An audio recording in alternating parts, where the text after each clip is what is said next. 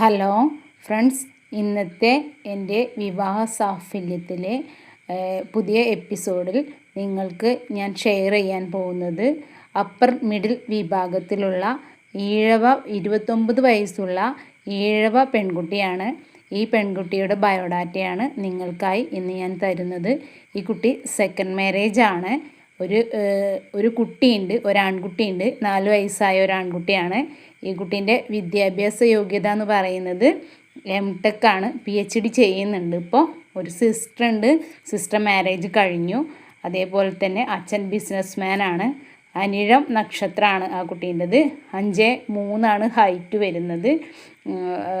എറണാകുളം ജില്ലയിൽ പറവൂർ എന്ന് പറഞ്ഞ സ്ഥലത്താണ് അവർ വീട്. അവർ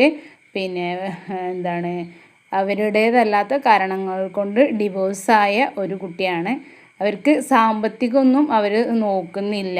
അവർക്ക് അനുയോജ്യമായ ഒരു പ്രപ്പോസൽ വരികയാണെന്നുണ്ടെങ്കിൽ അവർ കൊടുക്കുമെന്നാണ് പറഞ്ഞിരിക്കുന്നത്. ജാതകത്തിലൊന്നും വലിയ ഡിമാൻഡുകൾ പറഞ്ഞിട്ടില്ല. അതേപോലെ തന്നെ ഒരു സിസ്റ്റർ കല്യാണം കഴിഞ്ഞ് 2 പെൺകുട്ടികളാണ് അവരുടെ വീട്ടിലുള്ളത്. എറണാകുളം ജില്ലയിൽ എറണാകുളം, തൃശ്ശൂർ, അതേപോലെ തന്നെ കോഴിക്കോട്, മലപ്പുറം ജില്ലകളൊന്നും അവർക്ക് ഒരു പ്രശ്നവുമില്ല. അവരൊക്കെ യോജിച്ച ഒരു ബന്ധമാണെങ്കിൽ അവർ നോക്കുമെന്നാണ് നമ്മളടുത്ത് പറഞ്ഞിരിക്കുന്നത്.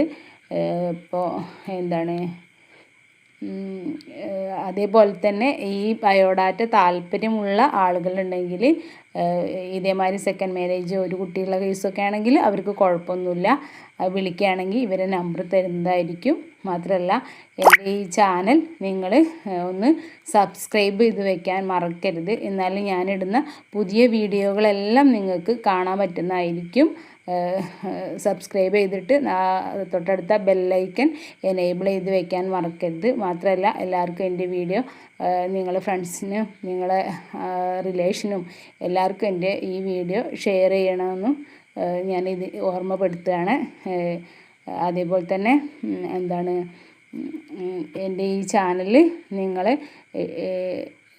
ഒന്നുകൂടെ സബ്സ്ക്രൈബ് ചെയ്ത് വെച്ചെങ്കിൽ മാത്രമേ നിങ്ങൾക്ക് ഞാനിടുന്ന വീഡിയോ വീണ്ടും കാണാൻ പറ്റുള്ളൂ എന്ന് ഓർമ്മപ്പെടുത്തിക്കൊണ്ട് നിങ്ങൾ എല്ലാ ഫ്രണ്ട്സിനും എല്ലാ റിലേഷനും എൻ്റെ ഈ വീഡിയോ ഷെയർ ചെയ്യാൻ ഒരിക്കൽ കൂടി നിങ്ങളോട് ഞാൻ പറയുകയാണ്.